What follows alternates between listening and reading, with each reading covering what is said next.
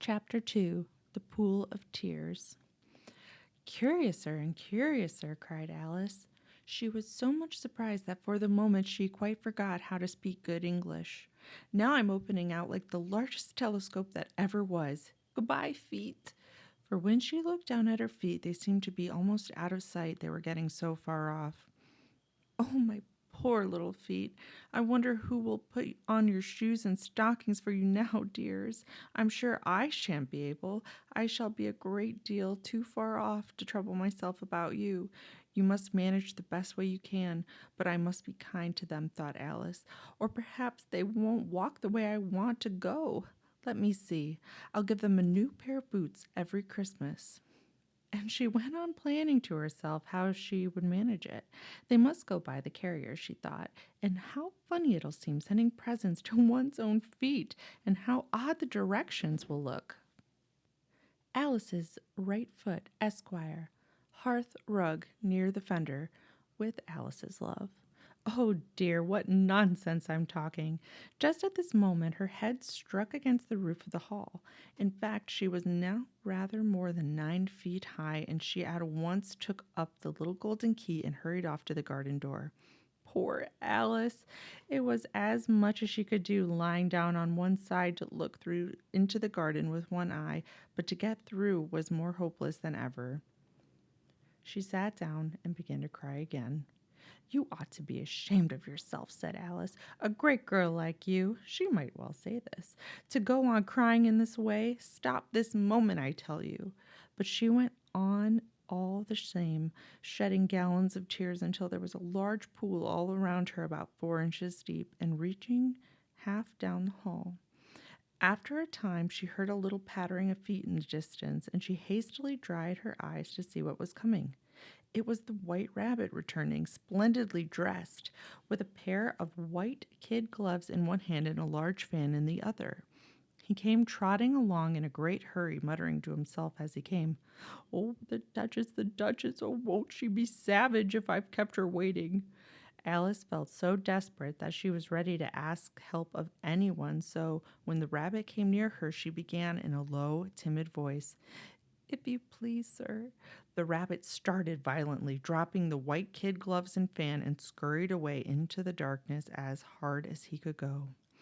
Alice took up the fan and gloves, and as the hall was very hot, she kept fanning herself all the same as she went on talking. Dear, dear, how queer everything is today, and yesterday things went on just as usual. I wonder if I've been changed in the night. Let me think. Was I the same when I got up this morning? I almost think I can remember feeling a little different, but if I'm not the same, the next question is, who in the world am I? Ah, that's the great puzzle.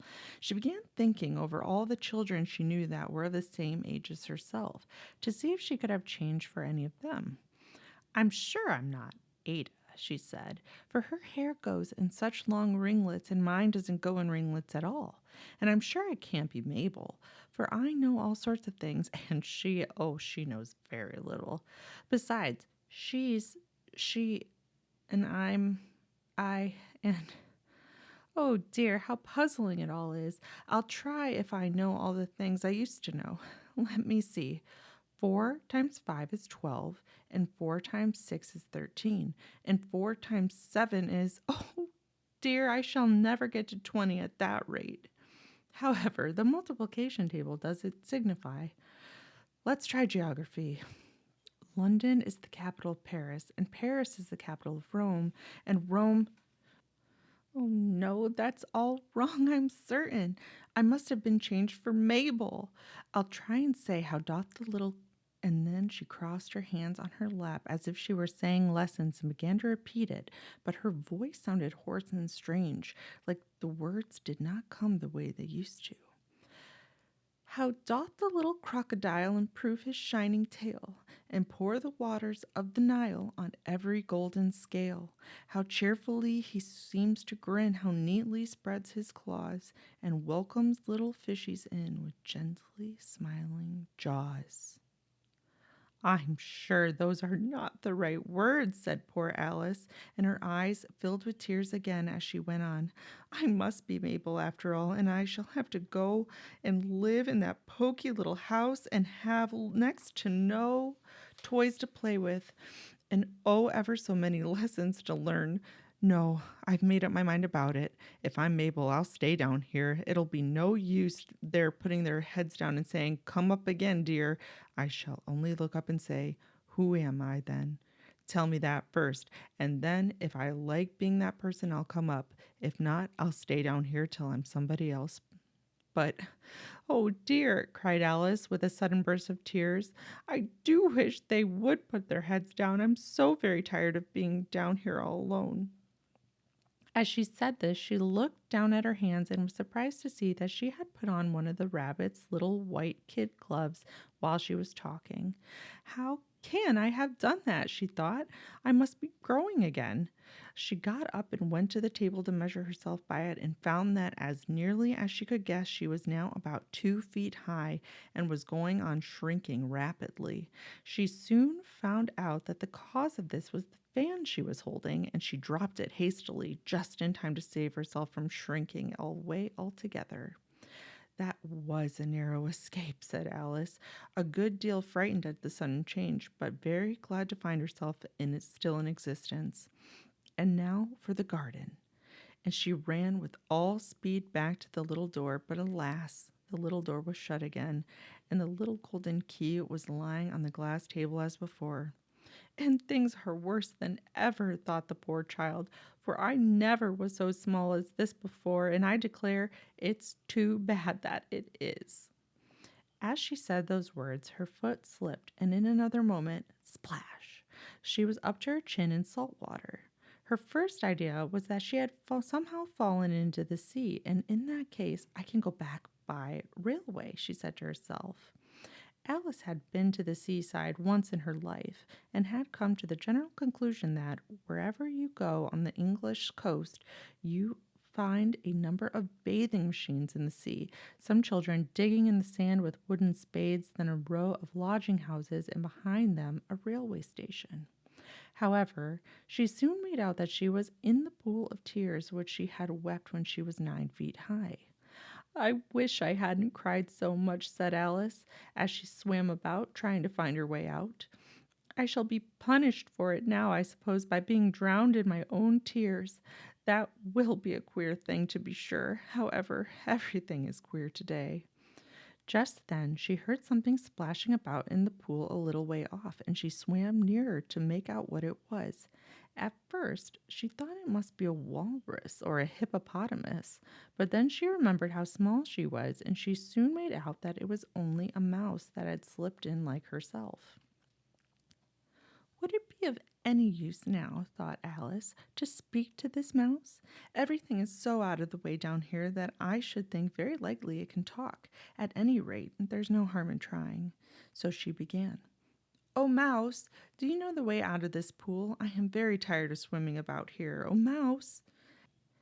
Alice thought this must be the right way of speaking to a mouse. She had never done such a thing before, but she remembered having seen in her brother's Latin grammar a mouse, of a mouse, to a mouse, a mouse, oh mouse. The mouse looked at her rather inquisitively and seemed to her to wink with one of its little eyes, but it said nothing. Perhaps it doesn't understand English, thought Alice. I dare say it's a French mouse come over with William the Conqueror. For with all her knowledge of history, Alice had no very clear notion how long ago anything had happened. So she began again. "O est ma chat?" which was the first sentence in her French lesson book. The mouse gave a sudden leap out of the water and seemed to quiver all over with fright. "Oh, I beg your pardon," cried Alice hastily, afraid that she had hurt the poor animal's feelings. "I quite forgot you didn't like cats." "Not like cats?" cried the mouse in a shrill, passionate voice. "Would you like cats if you were me?" "Well, perhaps not," said Alice in a soothing tone. "Don't be angry about it. And yet I wish I could show you our cat, Dinah. I think you'd take a fancy to cats if you could only see her. She is such a quiet, dear thing. Alice went on, half to herself as she swam lazily about in the pool. And she sits purring so nicely by the fire, licking her paws and washing her face. And she is such a nice, soft thing to nurse. And she's such a capital one for catching mice. Oh, I I beg your pardon, cried Alice again, for this time the mouse was bristling all over, and she felt certain it must be really offended. We we won't talk about her any more if you'd rather not. We indeed, cried the mouse, who was trembling down to the end of its tail. As if I would talk on such a subject. Our family always hated cats. Nasty, low, vulgar things. Don't let me hear the name again. I won't indeed, said Alice in a great hurry to change the subject of conversation. Are you are you fond of dogs? The mouse did not answer, so Alice went on eagerly. There is such a nice little dog near our house. I should like to show you. A little bright-eyed terrier, you know, with, oh, such long curly brown hair, and it'll fetch things when you throw them, and it'll sit up and beg for its dinner and all sorts of things. I can't remember half of them, but it belongs to a farmer, and you know, he says it's so useful, it's worth £100. He says it kills all the rats and oh dear, cried Alice in a sorrowful tone. I'm afraid I've offended it again. For the mouse was swimming away from her as hard as it could go and making quite a commotion in the pool as it went. So she called shortly after it, Mouse dear, do come back, and we won't talk about cats or dogs either if you don't like them. When the mouse heard this, it turned round and swam slowly back to her. Its face was quite pale with passion, Alice thought, and it said in a low, trembling voice, Let us go get to shore, and then I'll tell you my history, and you'll understand why it is I hate cats and dogs. It was high time to go, for the pool was getting quite crowded with birds and animals that had fallen into it.